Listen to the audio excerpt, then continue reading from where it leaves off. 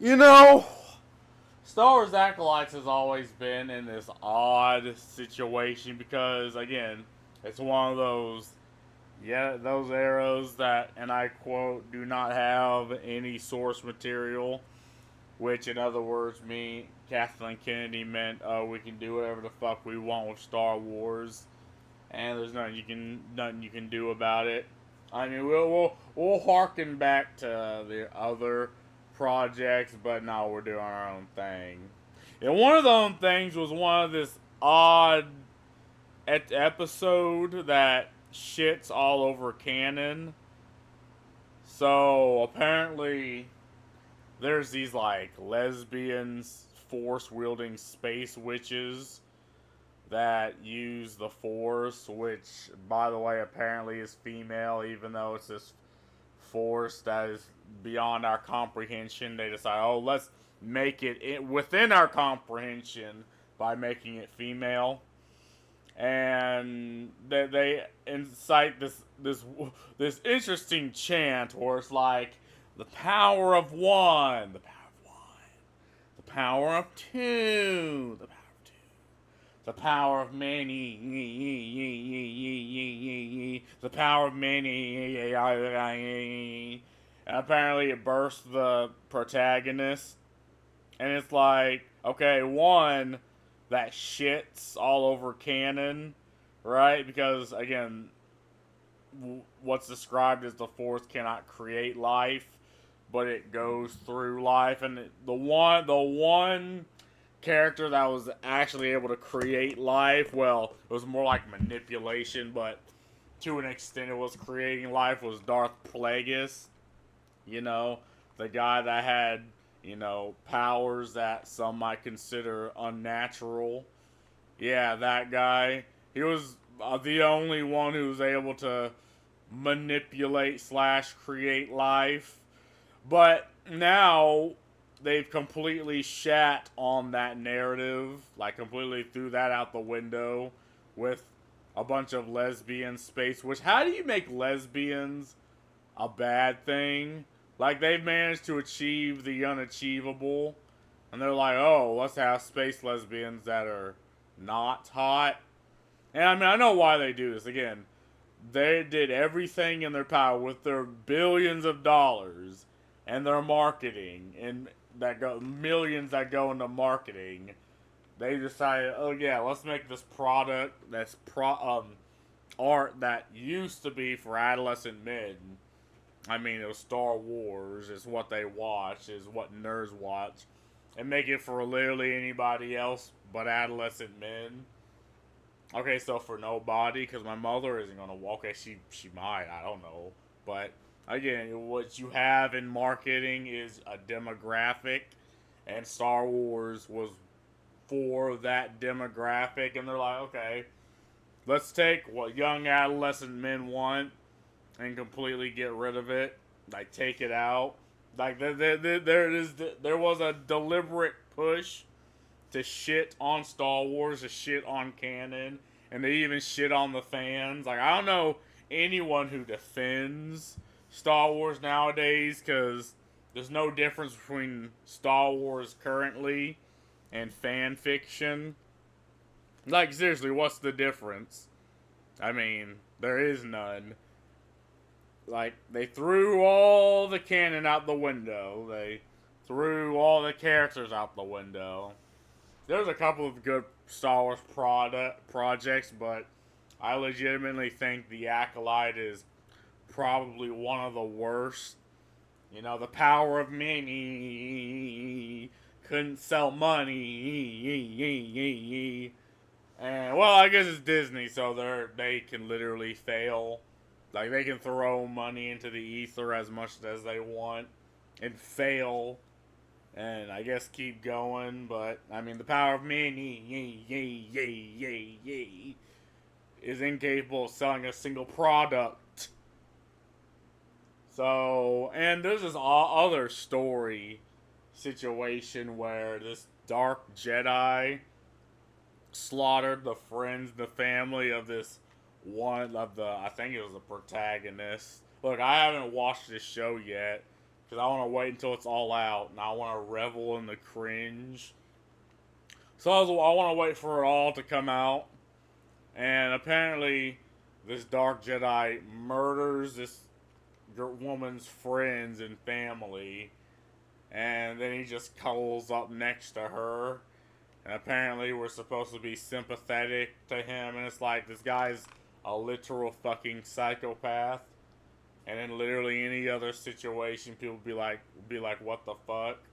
But now people online at least want to ship these two. I'm like, what the fuck's wrong with people? Like, what type of relationship is this? I think it was these two right here, yeah. Again, I haven't watched it yet. I'm just going by what I'm told, because at first, I didn't much care to watch it. But, oh yeah, apparently there's cock in The Acolyte. You ever find that weird that even in like The Boys and in Western show, they're fine with showing dick, but God forbid you show a pair of titties or ass of a woman that's not over the age of 40. And look, I notice these things, and it's like I'm not supposed to point this out. Like the minute I point this out, people spurg the fuck out. It's like, okay, if you want this to be like, if you want this to happen, you can just say that, right? But no, it's like the minute you point it out, you have the person being like, you coomin, you a coomer, you a coomer, and they go spurg the fuck out. It's like, look, my brother in Christ, like, I'm just asking them to even have a woman at this point. Like, I'm not asking for porn. Like, a woman that's under the age of 20 that just looks presentable. Does not looking like that lady from the grocery store. Like, that's all I'm asking. But apparently that's impossible. And if you ask for that, you're a coomer and you'll watch porn.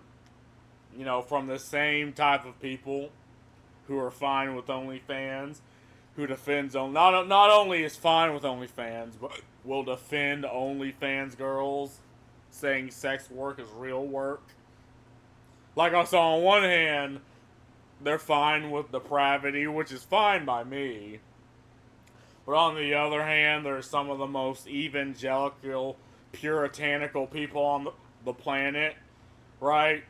And this is what happens when you have people that just don't want to speak their fucking mind. Like, if you have a culture where people just cannot speak what the fuck they want to say, I mean, you get liars, you get grifters, you get people that say the thing just to make themselves look good in a situation, but you don't get people who are truthful. And, well, that's a whole nother situation.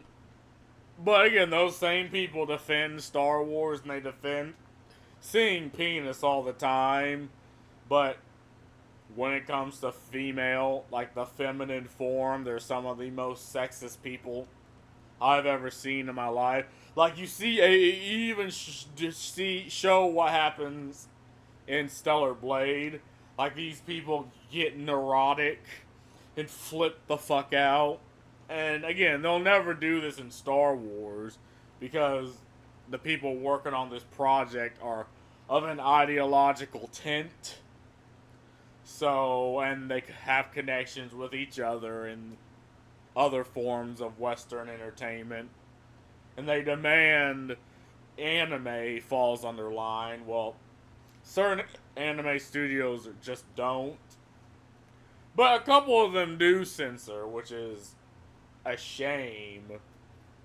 But again, if you were to ask me to shit on Star Wars and to destroy the IP, I'd be like, this is impossible. Like, it's Star Wars, for fuck's sakes. People will watch it because it's Star Wars. But no, they spent time, money, and effort to make the product shit.